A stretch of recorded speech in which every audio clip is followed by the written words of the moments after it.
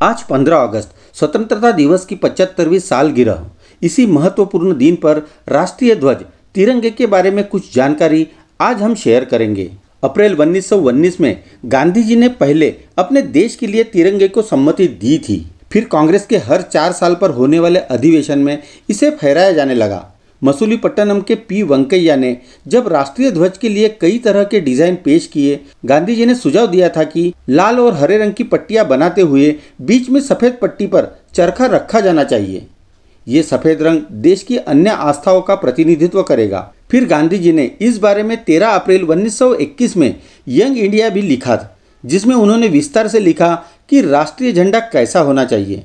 इसके बाद के वर्षों में 3 रंगों के बीच चरखे की अलग अलग डिजाइन बनाई गई।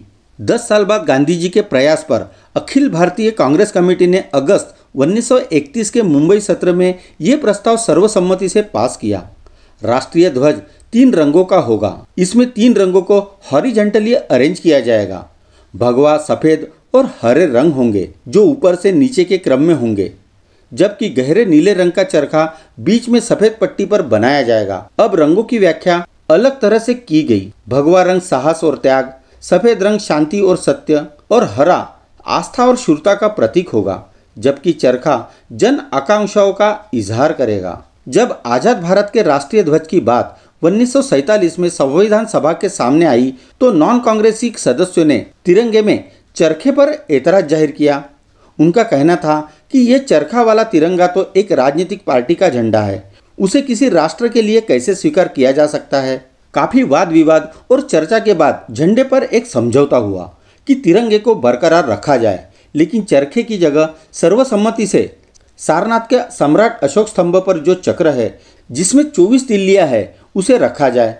संविधान सभा ने 22 जुलाई 1947 को यह प्रस्ताव पास कर दिया। उस समय मोहम्मद अली जिन्ना नए पाकिस्तान को संभालने के लिए कराची पहुंच चुके थे। तब गांधी जी लाहौर में ही थे। गांधी जी को जब मालूम हुआ तिरंगे से चरखे को हटाकर उसी जगह अशोक चक्र लाया जाएगा तो वे बहुत नाराज हुए। लाहौर में गांधी जी ने कांग्रेस कार्यकर्ताओं के सामने नाराजगी का इजहार किया।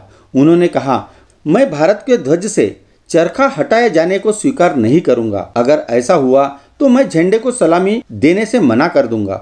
आप सभी को मालूम है कि भारत के राष्ट्रीय ध्वज के बारे में सबसे पहले मैंने सोचा और मैं बगैर चरखे वाले राष्ट्रीय झंडे को स्वीकार नहीं कर सकता।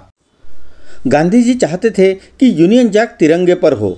शायद इसी वजह से वो नाराज भी थे। ये बात गांधीवादी स्कॉलर और रिसर्चर LS रंगराजन ने कुछ साल पहले अपने एक लेख में लिखी थी। लेकिन 22 जुलाई को संविधान सभा ने राष्ट्रीय ध्वज के रूप में तिरंगे पर चक्र को चरखे के स्थान पर रखे जाने पर मुहर लगा दी थी।